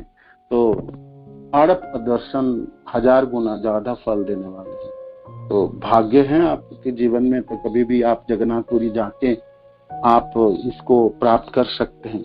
महावेदी में जगन्नाथ जी को दर्शन करके आप सौभाग्यवान बन सकते हैं। रथ यात्रा के बाद जितने दिन रहेंगे, है ना, 7 दिन, 12 तारीख को रथ यात्रा है, 18 तारीख को वापसी है, 12, 13, 14, 15, 16, 17, 18, 7 दिन रहते हैं उसमें, और 18 तारीख को निकल के आएंगे, जिसके बाहुड़ा यात्रा कहता है ना, उल्टी रथ तथा रिटर्न जर्नी। तो वो भी अद्भुत सुंदर है, और इतनी लोगों की समागम होते कोविड की वजह से। तो इस बार और पिछले साल भी जगन्नाथ के भक्त जनों ने किए हैं। जगन्नाथ के सेवक जन भी जब खींच रहे थे, आप देखे तो आपको लगेगा कि भाई उनके सेवक भी कम नहीं है ना, कितने लोग सेवा में रत हैं। और फिर जब बाहुड़ा यात्रा है तो भगवान बाहर खड़े रहते 3 दिन, 18 तारीख 19, 18 तारीख को आएंगे, है ना, 19, 20, 21, 3 दिन खड़े रहेंगे वहां पर। सोनावेश होते हैं, भगवान के सोना के अलंकार से भूषण किया जाता है, सोनावेश, और फिर अधपाना, और फिर आज नीलाद्रि विजय, आज श्री मंदिर में प्रवेश करेंगे, है भगवान। तो शाम के समय लीला होगी, आज आप देख भी सकते हैं लाइव, है ना। तीनों भगवान जगन्नाथ, बलराम और सुभद्रा और सुदर्शन जी बाहरी रथ में हैं, और सारी क्रियाएं, माने सारी पूजा आदि, भोग निवेदन, सब कुछ बाहर रथ में, और कभी भी जाके आप दर्शन कर सकते हैं। इस समय जगन्नाथ जी की जैसे दर्शन होती ना, कभी भी दर्शन इतने सुंदर नहीं है ना, क्योंकि आप बहुत नजदीक जाके दर्शन कर सकते हैं। और आप देखेंगे उनके सेवक जन कितनी सावलील और कितनी सरलता से भगवान की सेवा करते हैं, कितने लोग कितने तरह तरह की सेवा कर रहे हैं, है ना। तो आज भगवान अंदर जाएंगे, श्री मंदिर में प्रवेश करेंगे। इतने दिनों के बाद लक्ष्मी जी के गुस्सा है, मेरे को लेके नहीं गए, है ना। लक्ष्मी जी चाहते थे जब आप बाहर जा रहे तो भाई पत्नी हूँ, पत्नी होने के नाते मेरे को भी साथ में ले चलो। तो भगवान तो लक्ष्मी जी को ले, है ना, वो तो ब्रज में गए राधा रानी तथा गोपी जनों से अपने।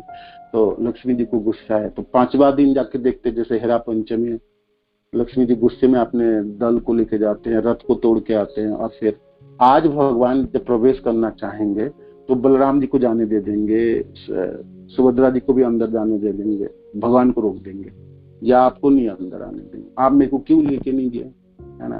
भाई पत्नी होने के नाते पति के साथ रहना है, उनके साथ व्यवहार करना है, उनके साथ। और आपने तो कहे थे मेरे को ले जाएंगे, मेरे को लेके नहीं गए, इतने दिन आप बाहर है, आपकी श्री मंदिर में प्रवेश आपका बंद, दरवाजा बंद हो जाएंगे।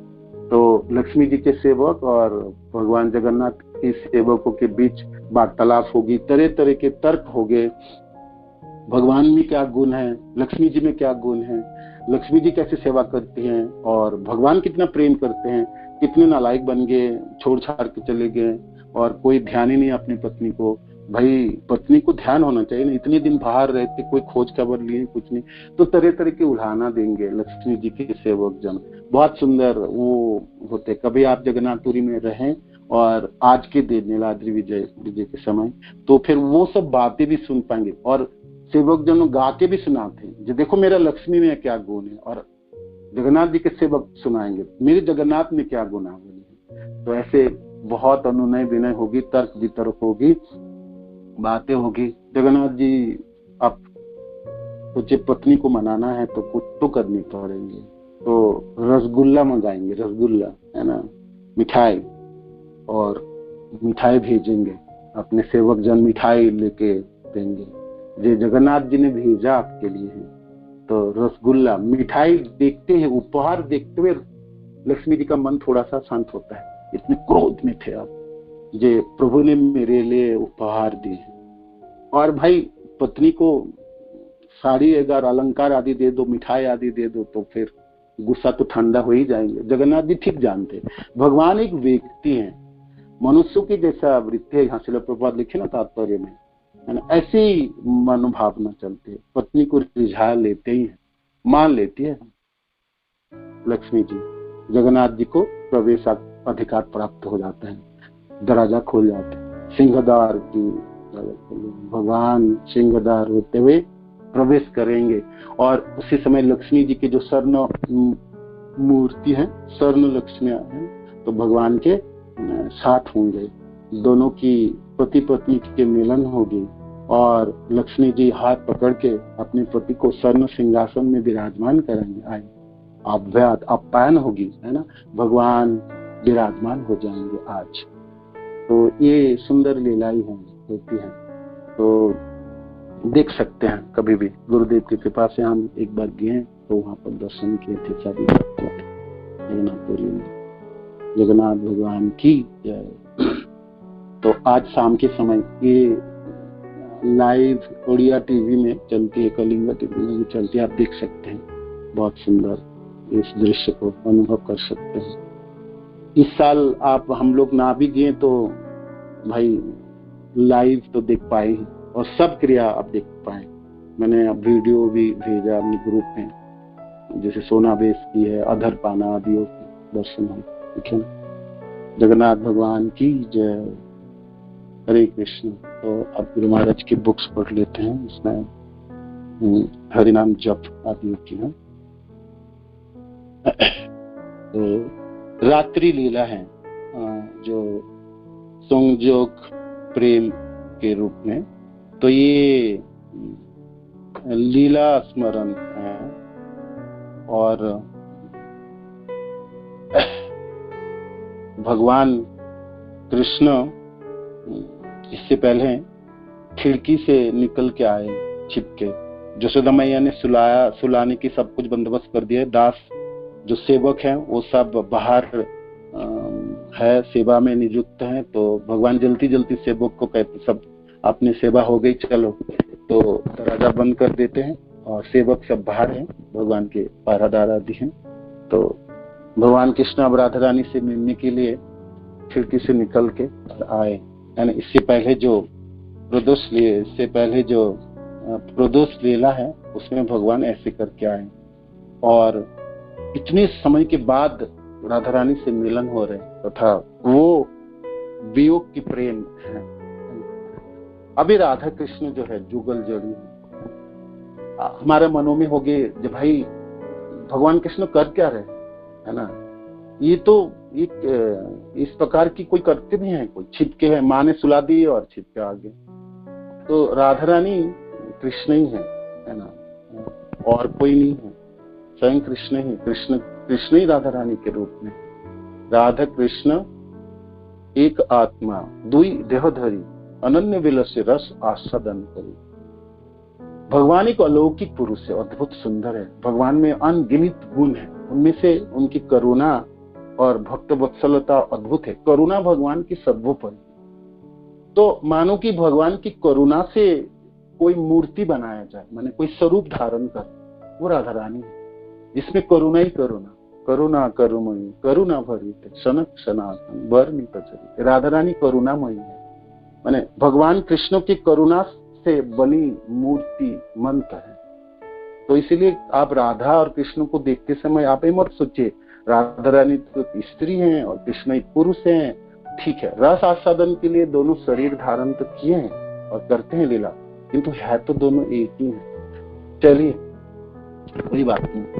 आप भगवान पहुंच गए अपने प्रियतमा के पास, जो उनकी जीवन स्वरूप है। भगवान कृष्ण राधा रानी के बिना रह नहीं सकते। राधा रानी को देखेंगे ना तो और किसी तरफ ध्यान नहीं है। तो मधुमंगल कभी कभी कहते हैं कृष्ण थोड़ी सी शर्म करो, है ना, बड़े लोग हैं, माँ है, जसोदा मैया है, नंद बाबा आदि है, सब खड़े हैं, तो थोड़ा सा तो अपने को संभालो। राधा रानी के बिना, जहाँ राधा रानी है तो भगवान कृष्ण प्रेम में विह्वल रहते हैं। तो रात्रि के समय 10:48 से प्राप्त 3:36 बजे तक ये रात्रि लीलाएं है। इस समय राधा कृष्ण निकुंज भ्रमण एक दोनों के हाथ पकड़े हैं, है ना, और घूम रहे हैं वनों में, निकुंजों में। चांदनी रथ है और कोई ना है, सब कृष्ण और राधा रानी जुगल जड़ी है। तो भाई एक दूसरे को देखते हैं, एक दूसरे को हाथ पकड़ के चले जा रहे, कुछ बातें कर रहे हैं। क्या बातें करें? प्रेम की बातें होंगी, है ना, पूरे दिनों की कोई बातें होंगी, कोई बात राधा रानी बोल रही होंगी, भगवान कृष्ण तरह तरह की बात बोलते हैं। बोलते समय भगवान कृष्ण बहुत विदग्ध हैं, तरह तरह की बातें कर सकते हैं। उनकी भंगिमाएं, हाथों की भंगिमाएं अद्भुत होती है ना। तो निकुंज भवन होती है, रासलीला होंगी, कीर्तन, नृत्य आदि विभिन्न प्रेम पूर्ण लीलाएं करते हैं। सारे लीलाएं इस समय होते हैं और स्निग्ध मंजूरिया द्वारा सेवित होते हैं। सारे मंजूरिया जो है वो सेवा करती है। श्री वृंदा देवी अपने अधिष्ठ श्री राधा कृष्ण से प्रार्थना कर उनको रत्न मंदिर के बरामद में ले जाते हैं। वह बरामद उत्कृष्ट शोभायुक्त एवं पूर्ण चंद्र की ज्योत्सना से उज्जवल बना हुआ है।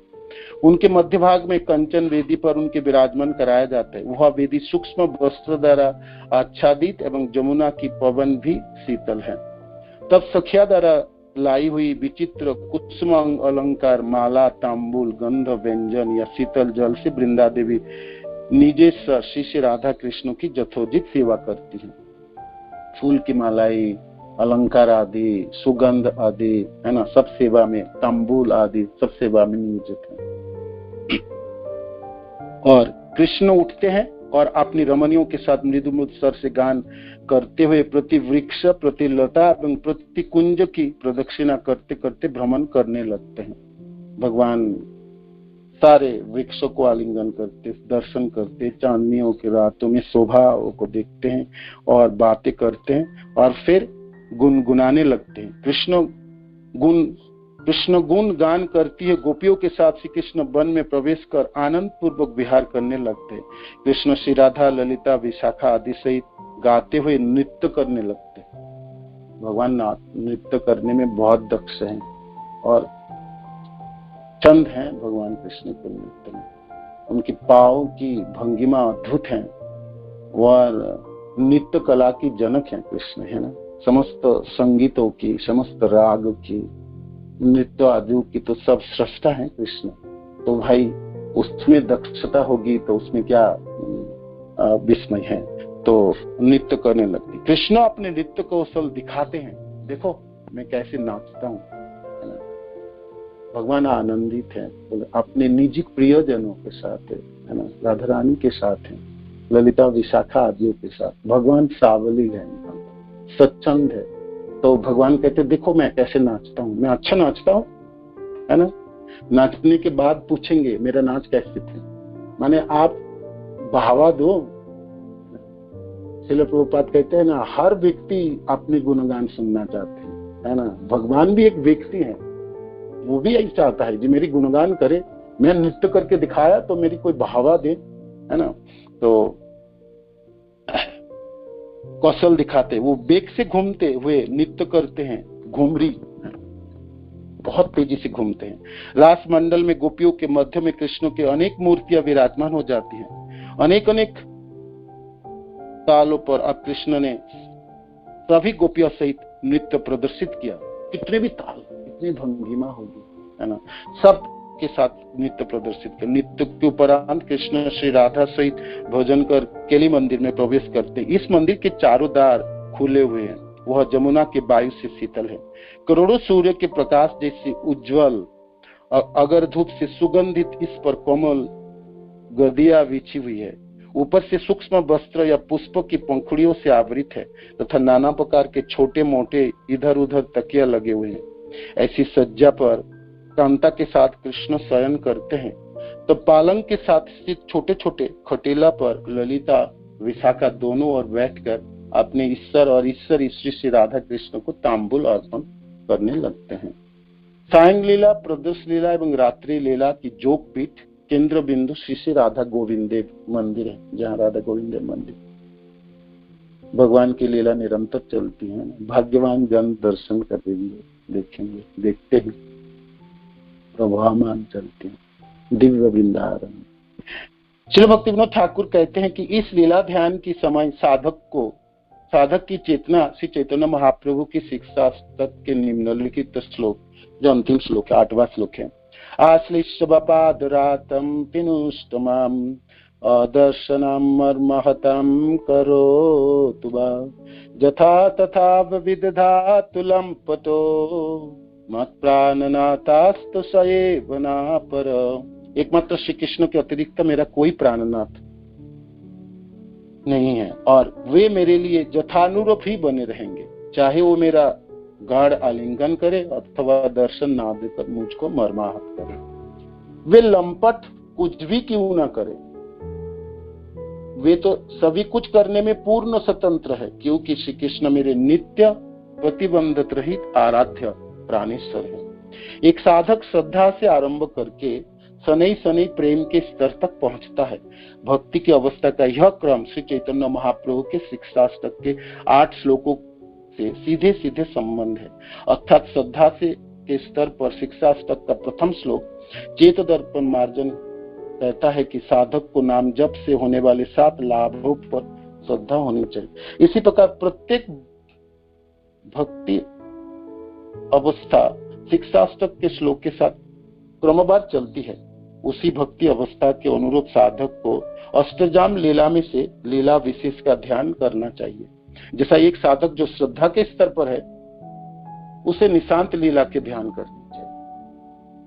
माने किस स्तर पे हैं आप, कौन सा लीला स्मरण कर रहे हैं जिसमें आप सहज सरल हो, तो उससे आपको पता चल जाए आपकी लेवल क्या, स्तर क्या है, कहां तक प्रवेश कर सकते हैं, है ना। आप पढ़ने से श्रवण करके, जब आप श्रवण करते हैं और साधना करते करते लीला में भी, स्मरण में भी आपकी सामर्थ्यता उत्पन्न हो जाती है। तो कहां तक मैं पहुंच सकता हूं, वो साधक ठीक उसको पता है कहां पहुंच सकते हैं, उसकी लेवल क्या है, तो उस प्रकार के लीलाओं में प्रवेश कर सकते हैं। तो भक्तिविनोद ठाकुर यहाँ वर्णन करते हैं, श्रद्धा के स्तर पर ही उसे निशांत लीला का ध्यान, श्रद्धा का है तो निशांत लीला के ध्यान करना चाहिए। सारांश रूप में इन तीनों के संबंध को हमने निम्न चित्र से समझाने का प्रयत्न किया। तो गुरुदेव पूरे चार्ट दिए हैं जो टेबुलर फॉर्म में है, जो किस समय कौन सा लीला कौन सा साधक स्मरण कर सकते। जो श्रद्धा के लेवल है तो निशांत लीला है, जिनकी साधु संग भजन क्रिया या अनर्थ निवृत्ति है हो चुके हैं तो प्रातः लीला है। जो निष्ठा के स्तर में पूर्वान्न लीला है, जो रुचि के स्तर में मध्याह्न लीला में, जो आसक्ति है माने कृष्ण में आसक्ति, कृष्ण जन्म में आसक्ति, कृष्ण प्रेम में आसक्ति, कृष्ण लीला कथाओं में आसक्ति है ना, वो अपराह्न लीला है। और जो भाव के स्तर में आए तो साम लीला है। जो वियोग प्रेम है ना, प्रदोष लीला है। और जो संयोग प्रेम है वो रात्रि लीलाओं में। और जो शिक्षाष्टक में कौन सा श्लोक है वो भी इसमें बाएं दिए हैं। तो ये टेबुलर फॉर्म है जिसमें गुरुदेव ने यहाँ पर वर्णन किए हैं, बहुत सुंदर है। आप सब इसको पढ़िए और ध्यान कीजिए और अपने स्तर को ढूंढ के निकाल लीजिए, मैं किस स्तर तक हूँ और कहाँ तक। तो जिस स्तर के आप हैं आप खुद जान पाएंगे। तो फिर उनके मुताबिक के लीला को स्मरण करने के लिए अपने इंद्रियों को लगाएंगे ना, तो उसमें आपकी प्रगति अद्भुत होगी और आप सचमुच लीला स्मरण में प्रवेश भी कर पाएंगे और आनंदित भी होंगे और भक्ति में प्रगति भी होगी। तो हम सबों के लिए ये सुंदर सहज रूप में गुरुदेव ने टेबल बना के दिए हैं, जिसमें हम अपने को देख सकते हैं। ये एक आईना की तरह है ना, कहाँ तक पहुंचे हम, कृष्ण में कितनी आतुरता है ना, क्या आसक्ति हमने कृष्ण में जमाए, जुगल जड़ी के प्रति क्या भावना है हमने उत्पन्न कर ली, तो वो आप देख सकते हैं अपने को, है ना। ये आईना की तरह ही टेबल, ठीक है। हरे कृष्ण। चलो प्रभुपाद की जय, गुरु महाराज की जय, आप सब भक्तवृंद की जय, निताय गौर प्रेमानंद हरि।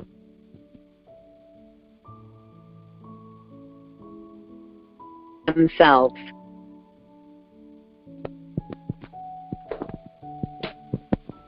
हरे कृष्णा। हरे कृष्णा। हरे कृष्णा। हरे कृष्णा। हरे कृष्णा। हरे कृष्णा। प्रणाम। हरे कृष्णा। हरे कृष्णा। प्रभु जी आवाज आ रही है? आवाज आ रही है? कोई प्रश्न है तो पूछिए, कोई आपके मन में, ठीक है। दरअसल जो किताब है हरि नाम संकीर्तन, तो मैं इसमें जब ये जैसे जप करती हूँ, तो जप करते हुए जैसे लीला का ध्यान करती हूँ मैं, सुबह का, दोपहर का, तो जप करते ध्यान तो मुझे समझ आता है स्मरण में, लेकिन वो मैं फिर से शिष्टाष्टक का जो श्लोक है वो लिंक नहीं कर पा रही थी। तो थोड़ा बहुत तो मुझे अभी समझ आ गया है, पर थोड़ा सा फिर से एक बार समझना चाहती हूँ, क्योंकि स्मरण में तो समझ आ रहा है कि जब करते वो लीला क्या समय समय पर, जब मिनट्स में जो घंटे घंटे की लीला है वो मैं रिमाइंड कर रही हूँ, बट शिष्टाष्टक का जैसे पहला श्लोक है वो कैसे आप लिंक कर रहे हैं श्रद्धा का, थोड़ा सा और खुल के बता देंगे थोड़ा सा प्रभु जी। मैं काफी टाइम से यहाँ तक पहुँचने का वेट कर रही थी कि जब ये यहाँ पर आएंगे इस पेज पर तो मैं जरूर समझूंगी, तो थोड़ा सा और प्रभु जी अगर समझा दें तो बड़ी कृपा होगी। हरे कृष्णा। दंडवत प्रणाम। ये तो आपने कठिन प्रश्न कर दिया माता जी, सद्य कि मेरे को भी समझ में नहीं आते हैं, किंतु हाँ थोड़ा बहुत मैं कोशिश करता हूँ। आप गुरुदेव से भी पूछेंगे इस प्रश्न को, ये कैसे करके शिक्षा अष्टकम के श्लोक को हम ये श्रद्धा और ये लीलाओं के साथ सम्मेलन कर सकते हैं। इसमें गौरांग महाप्रभु की कृपा की जरूरत पड़ेगी। महाप्रभु की श्लोक है भाई, तो उन्हीं की कृपा व उनके पार्षद जनों की कृपा की जरूरत है। चलो प्रभुपाद की कृपा, गुरुदेव की कृपा की जरूरत पड़ेंगे। तो पहला जो श्लोक है और जो श्रद्धा के लेवल है ना, तो पहला जो श्लोक है वो आपकी जो कैसे करके आप लिंक करेंगे तो थोड़ी सी आपको महाप्रभु की भावनाओं को समझने की जरूरत पड़ेगी। गौरहरि की महाप्रभु क्या चाहते हैं हमसे, एक साधकों से, हम सब जनों से महाप्रभु क्या चाहते हैं, क्या उपदेश है हम सबों के लिए महाप्रभु की, है ना।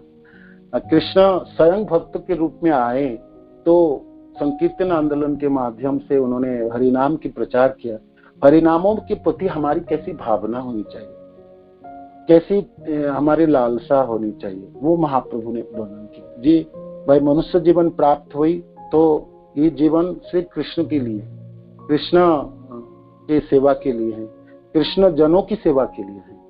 तो जीवनों की जो कलमश है, लाखों करोड़ों जन्म की जो हमारे पाप है, कलमश है जो हृदय में है, तो भगवान कृष्ण के नाम जप की हमने शुरुआत करे, जपना शुरू किए, तो उससे हमारी जो पाप है ना वो भस्मीभूत हो जाएंगे, है ना, भस्मीभूत होना शुरू होंगे।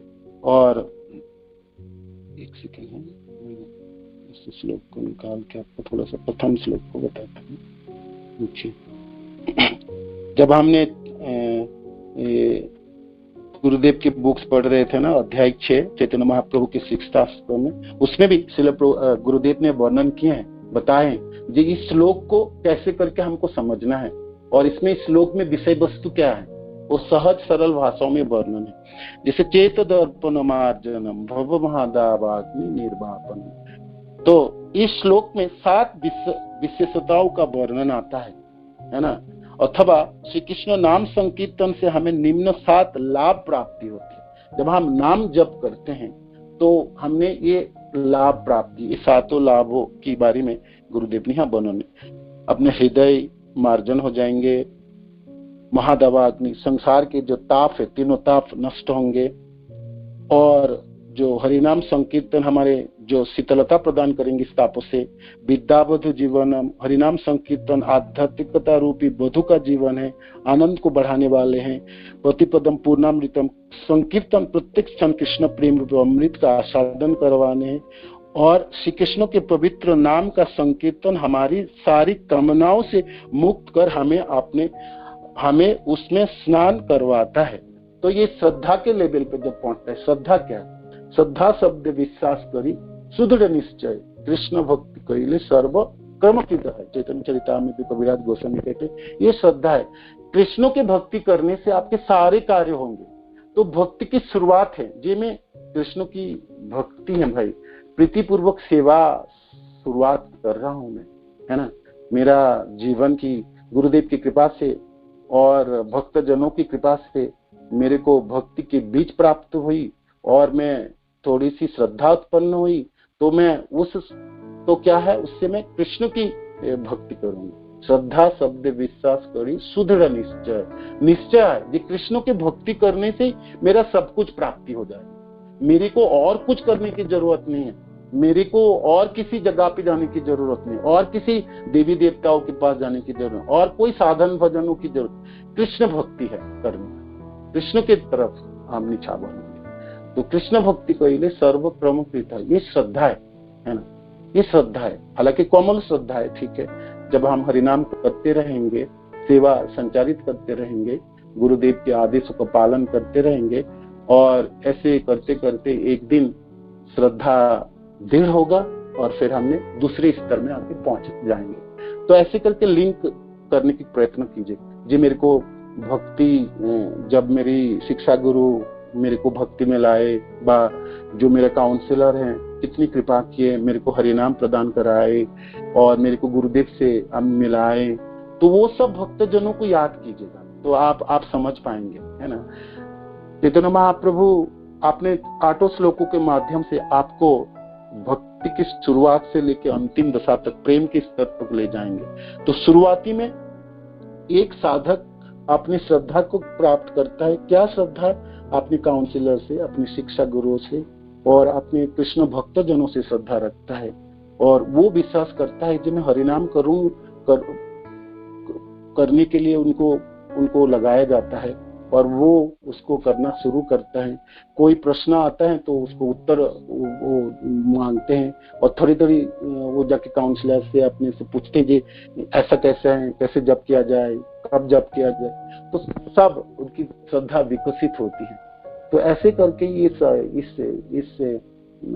इस सूत्र को, ये जो शिक्षास्त्र के प्रथम श्लोक को आप लिंक कीजिए, माने आपकी शुरुआती दशा में शुरुआत है भक्ति की, और उस समय कितने लोगों ने सहायता करी, और विशेष करके जो हरिनाम है, जो हरिनाम आपको 7 लाभों प्राप्त करा रहा है, उसमें भी आपके विश्वास है। तो श्रद्धा के लेवल है आपके पास, तो आप अपने इस श्लोक के अर्थ को ठीक से समझ पाएंगे। आप में श्रद्धा ही नहीं है तो फिर ये श्लोक आपके लिए नहीं है, माने उससे आपको कोई काम बनने वाला नहीं है। एक तो संस्कृत में लिखा है श्लोक, अद्भुत है, आप लगेंगे क्या विडंबना है, ये तो इसको तोड़ पाना ही मुश्किल है। तो ये है स्तर की बात है। और सिर्फ गौर हरि के बारे में थोड़ी बहुत आपको जानने की जरूरत है ना, तभी आपने लिंक कर पाएंगे। तो ये मैंने प्रयत्न किया इसमें, हालांकि पता नहीं कितना उत्तर दे पाया, और उत्तर आपको मिला कि नहीं मिले वो भी नहीं। कोई आज तो बहुत समय हो गया, अभी जब वक्ता और होंगे तो आप उनसे भी पूछ सकते हैं बाकी श्लोकों के लिए कुछ बिल्कुल।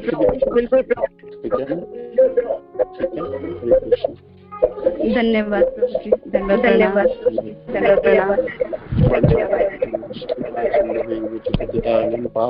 वैष्णवेभ्यो नमः। श्रील प्रभुपाद की जय, गुरु महाराज की जय, आप सब भक्त की निताय गो।